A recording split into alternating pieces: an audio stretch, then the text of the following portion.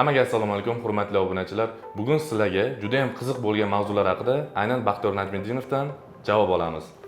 Baxtiyor aka, misol uchun men o'zim zalga chiqaman. O'sha holatlarda ko'raman, zalda erkaklarda ko'krak kattalashishi bo'ladi. Bu meditsina sohasida ginekamastiya deyiladi. Bu aynan qanday kasallik, qanday yo'q qilish mumkin? Shu haqida to'liq tushuntirsangiz obunachilaringizga. To'g'ri savol bo'ldi. Hozirgi kunda ginekamastiya O'zbekiston miqyosida, ayniqsa O'rta Osiyo davlatlarida juda ham ko'paygan. Bu narsa birinchidan bizning ovqatlanish rejimimiz bilan bog'liq va ikkinchidan hozir sportchilar o'rtasida steroidlarni qabul qilish natijasida kelib chiqyapti.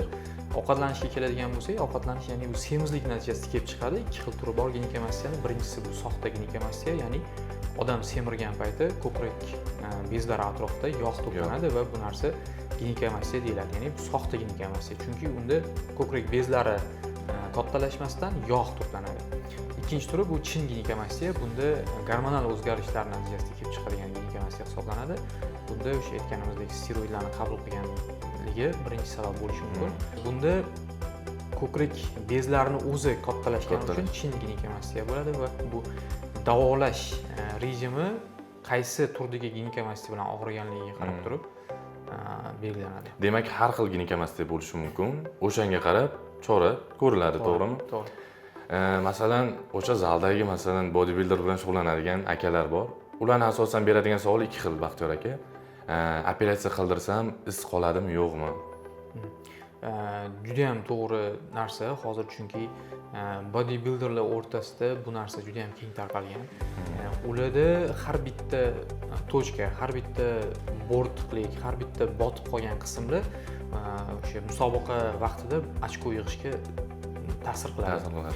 Ya'ni o'shaning uchun biz hozirgi kunda iz qoldirmasdan operatsiya qilishga harakat qilamiz va ginekamastiyadan keyin operatsiya tugashi bilan qarasangiz, hatto operatsiya tugashi bilan qaraganingizda ham kesilgan izlarni topish juda ham qiyin bo'ladi va bu narsa albatta qizarishlar, birozgina ko'karishlar bo'lishi mumkin, lekin bugungi zamonaviy tibbiyot bizda bu narsani juda ham qisqa vaqt ichida yo'qotishga yordam beradi. Demak, ikkinchi ularning savoli, ya'ni oddiy dori-darmonlar bilan ularni yo'q qilsa bo'ladimi deydi. Demak, bodybuilderlarda ular ximiya oladi, boshqa qiladi. Oddiy dori-darmonlar bilan yoki zalda shug'ullanib yo'qotish juda ham qiyin, to'g'rimi? Bu savolga javob shunaqa bo'ladiki, agar gormonal o'zgarish bo'lsa va gormonal o'zgarish natijasida bezlar kattalashgan bo'lsa, bunda dori-darmonlar bilan bu narsani qaytarish mumkin. Endi bitta narsaga e'tibor qilamiz, o'zi odatda hamma erkaklarda odatda xuddi ayollarga o'xshab ko'krak bezlari bo'ladi, lekin bu narsa passiv bo'ladi, ya'ni bu narsa faoliyat ko'rsatmaydi.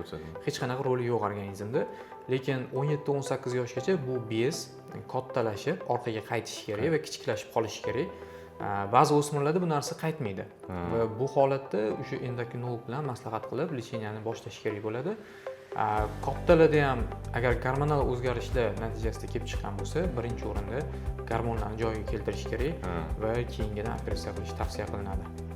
Bergan ma'lumotlaringiz uchun kattakon rahmat, Baxtiyor aka.